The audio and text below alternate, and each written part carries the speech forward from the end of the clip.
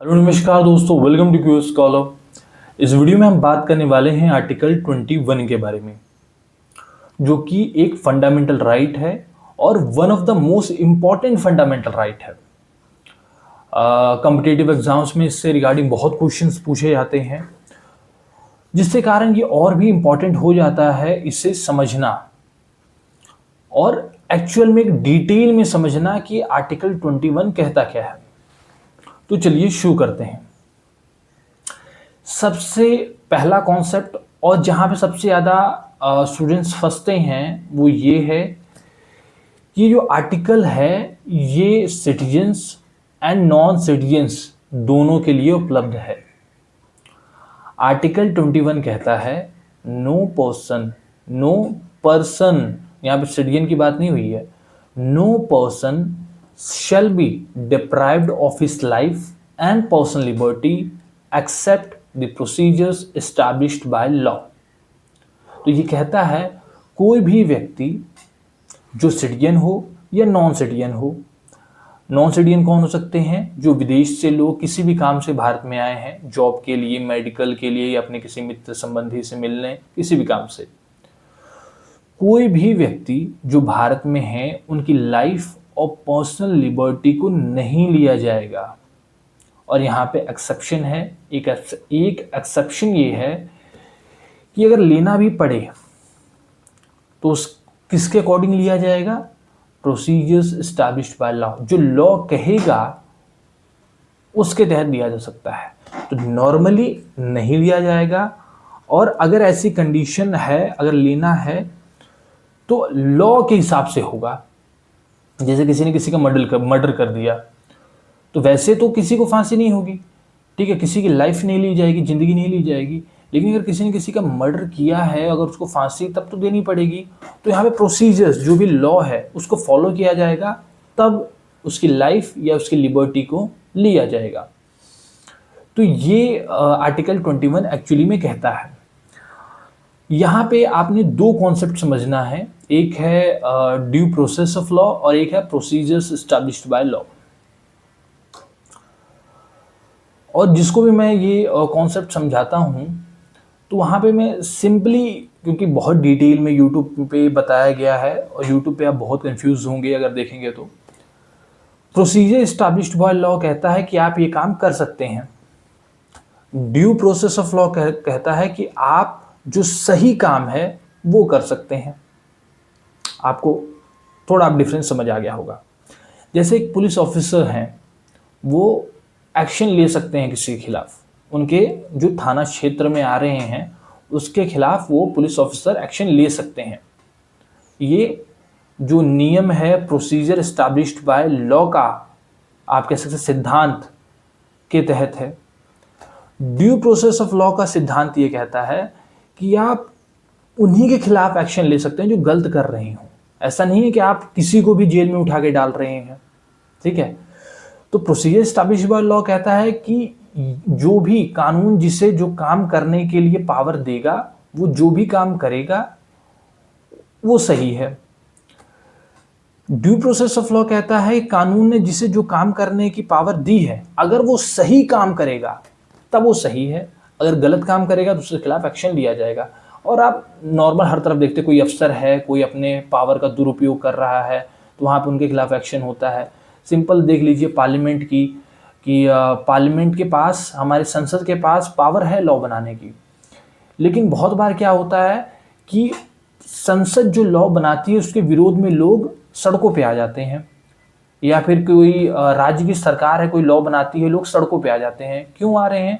क्योंकि लोग कह रहे हैं कि आपके पास पावर तो है कानून बनाने की, लेकिन आपने जो कानून बनाया है वो गलत है। और ये कौन सा सिद्धांत कहता है? ड्यू प्रोसेस ऑफ लॉ कहता है। और अगर लोगों के दिमाग में प्रोसीजर एस्टैब्लिश्ड बाय लॉ का सिद्धांत डाल दिया जाए तो वो कहेंगे यार, अब अगर पार्लियामेंट ने या राज्य की जो असेंबली है उसने लॉ बना दिया तो अब तो मानना पड़ेगा, क्योंकि उनके पास पावर है भाई, तो वो तो कर ही सकते हैं, ठीक है। तो ये डिफरेंस होता है प्रोसीजर एस्टैब्लिश्ड बाय लॉ और due process of law. Starting में आर्टिकल 21 में, क्योंकि प्रोसीजर एस्टैब्लिश्ड बाय लॉ है ये था, और बाद में ड्यू प्रोसेस ऑफ लॉ आया है। तो इसको हम डिटेल में हम बात करेंगे दो केसेस से। सबसे पहला है ए गोपालन केस 1950 का। देखिए, जो ए गोपालन थे वो एक कम्युनिस्ट लीडर थे और उन्हें प्रिवेंटिव डिटेंशन के तहत 1950 में डिटेन कर लिया गया, जेल में डाल दिया गया। उन्होंने इसके खिलाफ सुप्रीम कोर्ट पहुंचे कि मेरा आर्टिकल 21, मेरी जो पर्सनल लिबर्टी है, मेरी स्वतंत्रता है, इसका हनन किया गया है और मतलब निकाला जाए बाहर मुझे। तो यहाँ पे माननीय सुप्रीम कोर्ट ने कहा कि आपकी जो लाइफ है, जो आपकी लिबर्टी है, जो आपकी स्वतंत्रता है, उसको किसके तहत लिया गया है? प्रिवेंटिव डिटेंशन एक्ट 1950 के तहत लिया गया है। तो अगर कोई भी एक्शन किसी कानून के तहत लिया जा रहा है तो वो तो सही है। तो यहाँ पे माननीय सुप्रीम कोर्ट ने कहा कि जो आर्बिट्री एग्जीक्यूटिव एक्शन है उसके तहत ये फंडामेंटल राइट तो उपलब्ध है, लेकिन आर्बिट्री लेजिस्लेटिव एक्शन के तहत ये उपलब्ध नहीं है। तो अगर संसद अगर कोई कानून बना के कह दे रही है कि ये काम ऐसे होगा तो वैसे ही होगा, ठीक है जी। तो ये बात हुआ।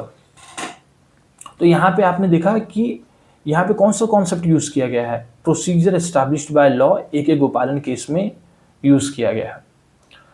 दूसरा कॉन्सेप्ट आता है ड्यू प्रोसेस ऑफ लॉ। अब ये कहाँ पे आएगा? देखिए, स्टार्टिंग में तो था नहीं क्योंकि हमने आर्टिकल भी पढ़ लिया। देखिए क्या होता है, जब इमरजेंसी खत्म हुई और जनता पार्टी की गवर्नमेंट आई तो जो मेनका गांधी थी, उन्हें रीजनल पासपोर्ट और जो पासपोर्ट ऑफिस की तरफ से लेटर आया या आप कह सकते हैं नोटिस आया कि नोटिस मिलने के एक हफ्ते के अंदर आप अपना पासपोर्ट सरेंडर कीजिए। मेनका गांधी ने पूछा, भाई कारण क्या है, आप क्यों मेरा पासपोर्ट चाहते हैं, कारण बताइए, लेटर लिख के पूछा। तो रीजनल पासपोर्ट ऑफिसर ने कहा कि विदेश मंत्रालय ने इस पर कोई भी क्लैरिफिकेशन देने से मना किया है, वो नहीं देंगे और आपको ये पासपोर्ट देना पड़ेगा। तब मेनका गांधी गई थी सुप्रीम कोर्ट और वहाँ पे जन्म हुआ या कह सकते हैं माननीय सुप्रीम कोर्ट ने एक जो ड्यू प्रोसेस ऑफ लॉ है उसको जन्म दिया या लेके आए भारत में। वो ये कहते हैं कि यहाँ पे माननीय सुप्रीम कोर्ट ने ये कहा कि संसद के पास पावर है कि वो किसी की लाइफ और लिबर्टी को ले सकते हैं किसी कानून के तहत, लेकिन वो कानून सही होना चाहिए, जस्ट होना चाहिए, वो न्याय संगत होना चाहिए। ऐसा नहीं हो सकता है कि जैसे एग्जांपल ले लें कि जैसे नॉर्थ कोरिया है, नॉर्थ कोरिया में है कि जो किम जोंग उन है उसके डिजाइन में आप बाल नहीं कटा सकते और अगर आप कटा रहे हैं तो फांसी होगी, 2-3 पीढ़ियों तक बहुत बुरा हाल कर देता है वो। तो ये क्या है, एक तरीके से पावर तो है उसके पास कानून बनाने की, लेकिन वो जो कानून है वो गलत है, तानाशाही भरा है, जो कि भारत में ऐसा नहीं कर सकते। पार्लियामेंट के पास भी कानून बनाने का पावर है, लेकिन यहाँ पे ड्यू प्रोसेस ऑफ लॉ का सिद्धांत फॉलो होता है, ना कि प्रोसीजर एस्टैब्लिश्ड बाय लॉ का, ठीक है जी। तो यहाँ पे माननीय सुप्रीम कोर्ट ने मेनका गांधी केस में ये कहा कि आप liberty and personal life life and personal liberty है उसको तो आप ले सकते हैं, लेकिन तभी ले सकते हैं जब वो लॉ जिसके तहत आप ले रहे हैं वो न्याय संगत हो, सही हो, और जिसके तहत due process of law Bharat में आया। तो स्टार्टिंग में क्या सिस्टम था? प्रोसीजर एस्टैब्लिश्ड बाय लॉ, और बाद में मेनका गांधी केस में आ गया ड्यू प्रोसेस ऑफ लॉ का सिद्धांत भारत में आ गया। बहुत सारे एग्जाम्पल्स आपने देखे होंगे, राज्य सरकार ने या फिर केंद्र की संसद ने कुछ कानून बनाए तो लोग सड़कों पे आ गए। तो क्या यहाँ पे संसद के पास या राज्य की जो असेंबली है, विधानसभा है, उसके पास पावर नहीं है? पावर है, लेकिन जो कानून बना है उससे लोग सहमत नहीं हैं कि भाई ये जो आपने कानून बनाया है ये गलत है, हम ड्यू प्रोसेस ऑफ लॉ का सिद्धांत मानने वाले लोग हैं, तो आपको ये कानून वापस लेना होगा। तो आपने डिटेल में आप समझ लिया होगा क्या कॉन्सेप्ट है दोनों का। तो ये मेनका गांधी केस, ए गोपालन केस भी हमने देख लिया। और जैसे कि ये जो right to life and personal liberty की हमने बात की, समय समय पे सुप्रीम कोर्ट ने बहुत सारे केसेस में इसका दायरा बड़ा किया है, जैसा कि आपको यहाँ पे अभी दिख भी रहा होगा, जैसे कि राइट टू लाइवलीहुड जो कि ओल्गा टेलिस केस में आया, राइट टू प्राइवेसी हो गया, राइट टू मैरी हो गया, ये सभी आर्टिकल 21 के तहत ही आते हैं। अगर कोई व्यक्ति किसी दूसरे से शादी करना चाहता है और दोनों व्यक्ति बालिग हैं तो शादी कर सकते हैं, और आर्टिकल 21 के तहत ये बात की गई है। तो ये मेन कॉन्सेप्ट है आर्टिकल 21 का जो आपने देखा। अब हम यूपीएससी प्रीलिम्स से रिगार्डिंग कुछ क्वेश्चंस को हम डिस्कस करेंगे और आप पाएंगे कि आप ये खुद ही सॉल्व कर पा रहे हैं। सबसे पहला क्वेश्चन जो आपको यहाँ पे शो भी हो रहा है वो ये है कि right to privacy is protected under which article of the constitution of India. इसको मैं आंसर नहीं करूंगा, इसे आपको आंसर करना है। ऑप्शन ए है आर्टिकल 15, ऑप्शन बी है आर्टिकल 19, ऑप्शन सी है आर्टिकल 21 या ऑप्शन डी है 29। तो पहले क्वेश्चन का कौन सा ऑप्शन सही है ये आपने कमेंट में बताना है। सेकंड क्वेश्चन है which article of the constitution of India safeguards one's right to marry the person of one's choice. ये कौन सा आर्टिकल है एक व्यक्ति की किसी दूसरे व्यक्ति से जिससे वो शादी करना चाहता है उसके अधिकार को प्रोटेक्ट करता है। Option A article 19, option B article 21, option C article 25 या ऑप्शन डी आर्टिकल 29। तो आप समझ पा रहे होंगे कि हमने एक स्टोरी वाइज, एक कहानी की तरह हमने इस आर्टिकल को ऐसे समझ लिया बिना भारी भरकम शब्दों का प्रयोग किए बिना, कि क्वेश्चन लग रहा है कि हमें ये क्वेश्चन ही हमें जवाब दे रहे हैं। तीसरा क्वेश्चन हम पढ़ते हैं। Which of the following is not covered under article 21 protection of life and personal liberty of the constitution of India. Option A है right to livelihood, option B है right to reputation, option C है right to go abroad या D है right to vote. Answer तीन को जो ABCD है वो तो ऑप्शंस आपको समझ ही आ गए होंगे। इसका जो आंसर है वो है डी, क्योंकि जो ऑप्शन डी है वो 21 के तहत कवर नहीं है। जो राइट टू वोट है ये फंडामेंटल राइट नहीं है, आपने ये याद रखना, ये कॉन्स्टिट्यूशनल राइट है। आर्टिकल 326 में इसकी बात की गई है। तो बाकी के जो तीन हैं वो आर्टिकल 21 के तहत आएगा। और इसमें पूछा भी गया है कि 21 में क्या कवर नहीं है, तो वो ऑप्शन आएगा D article right to vote, जो कि है 326 के तहत उसमें बात की गई है। और लास्ट क्वेश्चन है the term procedure established by law is mention in which article of the constitution of India. आपको समझ आ गया होगा क्या आंसर होगा, लेकिन ऑप्शन भी सुन लीजिए। Option A article 14, option B article 19, option C article 21 या ऑप्शन डी आर्टिकल 32।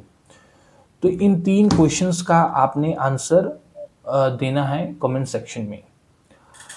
और मैंने पूरी कोशिश की है कि आपको आर्टिकल 21 जो बहुत ही इम्पॉर्टेंट या कह सकते हैं फेवरेट टॉपिक है कॉम्पिटिटिव एग्जाम्स के लिए और जो पेपर सेट करते हैं उनके लिए, तो हमने बहुत डिटेल में इसको समझा है। और अगर आपको ये वीडियो पसंद आई है तो आप इस वीडियो को लाइक कर सकते हैं, चैनल को सब्सक्राइब कर सकते हैं फ्यूचर में ऐसे ही इंफॉर्मेटिव इंटरेस्टिंग वीडियोस को देखने के लिए। एंड अगर आपको कोई कन्फ्यूजन है या किसी नए टॉपिक के बारे में आप जानना चाहते हैं डिटेल में कि मैं उस पर वीडियो बनाऊं, तो आप कमेंट सेक्शन में ज़रूर लिख सकते हैं। So thank you very much.